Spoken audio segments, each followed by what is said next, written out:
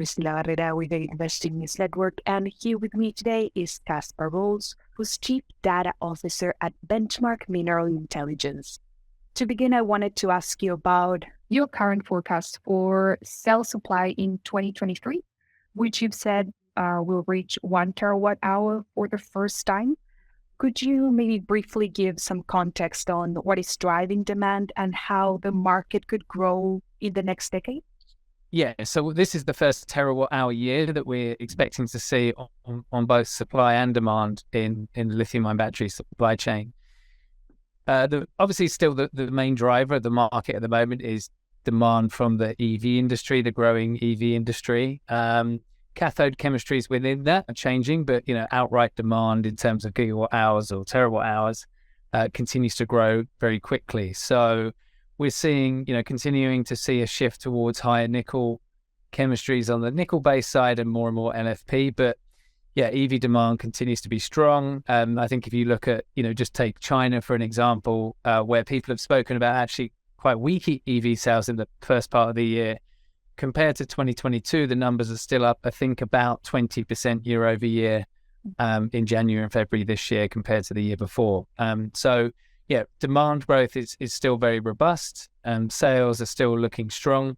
I guess kind of the only kind of headwind to that at the moment is kind of the broader macroeconomic outlook, which would be, kind of facing more of a global recession linked to inflation and interest rates. So perhaps that may slow things a bit more than forecasted later in the year, but at the moment it's still, all guns blazing for 2023.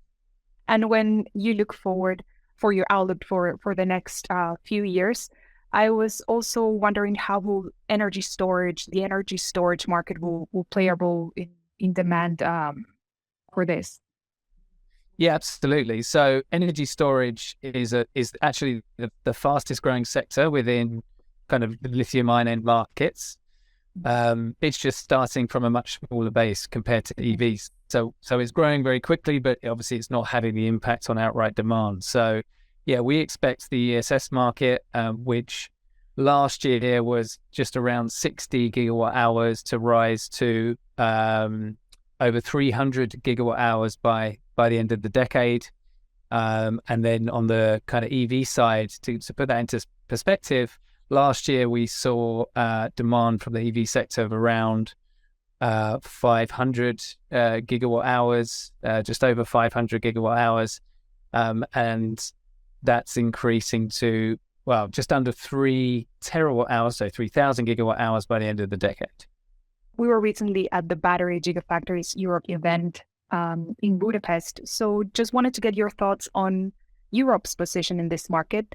Will the region grow its production capacity, and how does it compare to China or North America in terms of how much it is growing going forward? Yeah, so up until I would say around July, August last year, where the Inflation Reduction Act was announced by the US government, we always referred to Europe as the second global battery hub. So, outside of China, Europe was the kind of region that was seeing the most growth, the most investment, and fundamentally was expected to have the largest cell production capacity going forward. That is still the case in outright numbers, but the US, in particular, as a result of the policies put in place by the Inflation Reduction Act, has started to close that gap. So over the period since the announcement of the policies, we've seen cell capacity forecasts to 2030 for Europe increase by about 18 or 19%.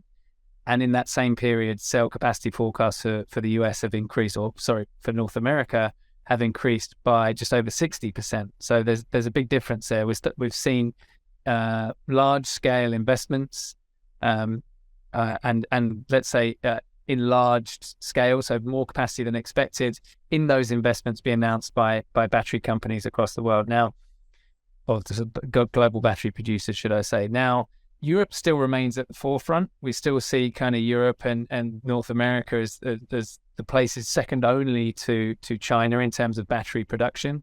But when we look forward, if we look at kind of the breakdown of capacity globally, even into the early 2030s, China's expected to represent about 60 to 65% of capacity, whilst Europe and North America are both around kind of 15, maybe slightly more percent of global capacity. So whilst they are growing very rapidly, and the quality of producers that are expected in Europe are largely going to be the tier one cell manufacturers who are supplying the global EV market today, it's not growing at a rate which would kind of topple China as the biggest production hub.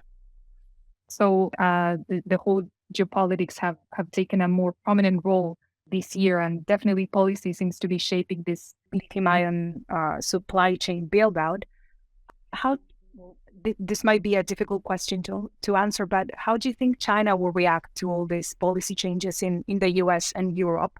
And how much of an impact is having the US policy in Europe itself? Yeah, so I'll answer the second piece first, because I think the first one is probably harder to answer. But yeah, as a result of the Inflation Reduction Act in the US, Europe has had to respond. So it's started to announce more stringent policies around kind of raw material sourcing for EVs or products that are going to be sold within Europe. So a higher percentage of battery chemicals will need to be refined in Europe as well as mined in Europe, or than was previously mandated. But to date, so far, the policies haven't gone as far and haven't offered the incentives in terms of financial incentives, essentially, that the US policies have gone to do. There's probably going to be a lot more on this. I think those policies are going to continue to evolve over time. There's rumors of a kind of partnership between Europe and North America in terms of trade of battery minerals, and sort of free trade agreements specifically just around kind of battery minerals and the battery supply chain, which, if that comes into place, it may impact how those policies work. But what we're seeing is a ratcheting of activity on the policy side within Europe to try and ensure that investments don't get moved over to the US instead of Europe in terms of the building out the supply chain. I would add, though, I think that what we're seeing is that this is not an either or situation. So I think because these supply chains need to be built out on a global basis, there will still be capacity in Europe and North America that's being built. But what we have seen is that the near-term incentive, where do we invest first? And those policies have pushed some of those investments towards North America. And then on the second part of your question regarding China, I think China, has always kind of crafted its own policies for the internal market in many cases. I guess, China is still very much the leader across the battery value chain, particularly across kind of intermediate refining or chemical refining, cathode, anode, and cell manufacturing. It doesn't really have it's not in the same position as we've seen kind of North America or Europe, in the sense that it's not dependent on any other region to be able to supply its own lithium-ion batteries. China has also locked up a lot of the resources, whether that's, obviously producing what they can domestically, but also via investments in overseas mining operations. So, it's hard to say if there'll be any kind of reactionary policy from China. But, of course, that's a possibility in the future. Mm-hmm. All right. So I obviously wanted to touch on mining and the upstream. What else do you think that Europe could do to support their own mining industry going forward when it comes to critical raw materials? Yeah, I mean, there's, one of the things that was announced was more exploration of what we have. So I think, Europe's not known to be a particularly large kind of mining region. If you think about places like Canada or Australia, they have much more kind of mining heritage as countries there. And within Europe, we don't see as much of that. So naturally, there hasn't been the same degree of exploration that there perhaps has been in other regions. So that's a big thing, to really just understand what we have. But I think, the major blocker, and you hear this across both European countries and in North America, particularly the US as well, is permitting, particularly around environmental permitting, but just permitting generally for new mines is a very lengthy and expensive process, which obviously, any delay when we're thinking about trying to get these resources up and running as quickly as possible, we want to avoid. So if there can be some streamlining of permitting, that's great. And also just kind of really doing more to understand what we have.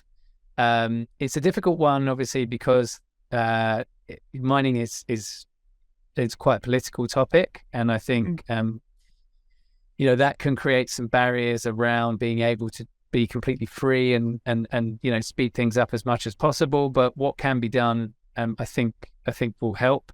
But as with anything, even with full government support, bringing mines into production is a slow process, and it's going to take many more years to build out those mines than it will the refining capacity to convert intermediate products from other mines into battery chemicals.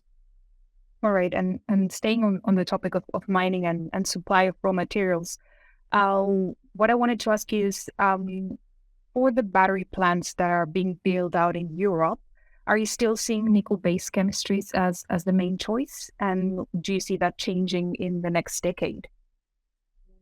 Yeah, so at the moment, the current plans in Europe are very limited in terms of anything other than nickel-based chemistries. To be honest, much of the vast majority of the capacity is focused around NCM or in some cases a small amount of NCA cells or cathode chemistry used in the cells. That's I do anticipate that will change over time. We've seen commitments from automakers in terms of moving towards LFP, particularly for smaller segment vehicles. But at the moment, the plants that have been built out and the companies that are there have companies which are largely focused around nickel-based chemistries. So that will change. But I think at the moment, we're looking at a very small percentage of LFP chemistries in the mix. There will be some kind of higher manganese chemistries as well, but some of those contain nickel as well. So we're kind of it's yet to see who will be the main players that move away from nickel-based in Europe, but for sure that will come over time. And I think there's an acknowledgement that Europe won't be able to be self-sufficient when it comes to supplying the raw materials that these battery plants will need. For example, we know that for lithium mining, it's close to non-existent in the region right now. Could you maybe explain to our audience where the region is currently sourcing its raw materials from, and if you expect that to shift in the next decade? Yeah, so I mean, kind of the cathode or the battery chemicals that are going into cells that are being produced within Europe right now is largely coming via China, of course, being processed in China, whether that's cathode material or anode, that's coming, as I say, by China. In some cases, maybe pecan that's sent to Japan or Korea and then sent to Europe to go into cells. But in terms of the raw materials, it's pretty globally diversified. The usual places. I mean, cobalt typically is going to be coming from the DRC, lithium from South America or from Australia. But much of the kind of supply that's going into the active supply chain that exists within Europe today is coming via China. There's a handful of operations that are processing chemicals, but it's a relatively small percentage. And much of it, as I say, is still coming from that Chinese supply chain. I will normally ask about maybe lithium prices falling or what's been happening in the cobalt market today.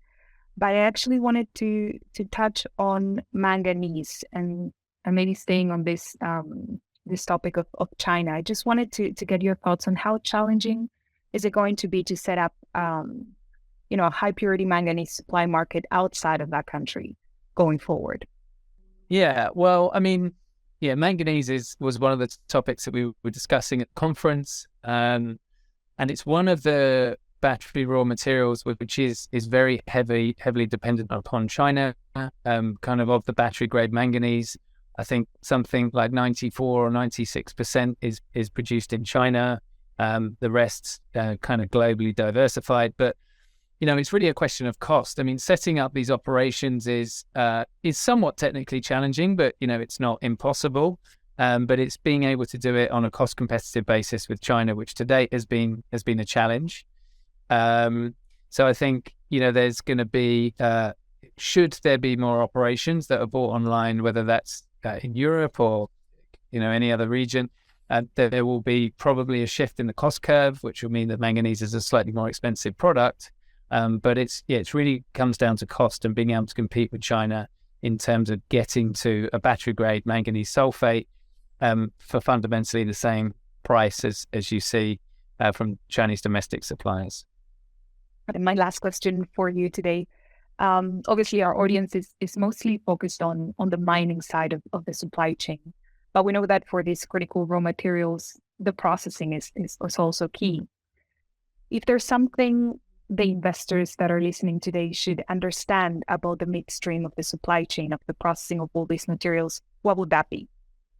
Yeah, good question. So I guess the obvious one would be you can't operate your midstream refining without raw material supply. So make sure that those companies that are planning to do that have access to battery raw materials. And in the case of lithium, for example, that actually that's where a lot of the challenge lies is producing a battery grade chemical. Lithium is a relatively abundant mineral particularly in the terms of brine or spodumene from Australia. Getting it out of the ground isn't particularly challenging, but taking that lithium molecule, that element, and converting it to a battery grade chemical is really where the challenge lies. So you really need experienced operators who have done it before and know how to get to that high quality consistently as well. So your product needs to be very high grade and consistently stay at that high level. The key thing is making sure that there's access to raw materials and then experience, particularly in lithium chemicals, and getting to that battery grade. All right, Caspar, thank you so much. Thank you, Priscilla.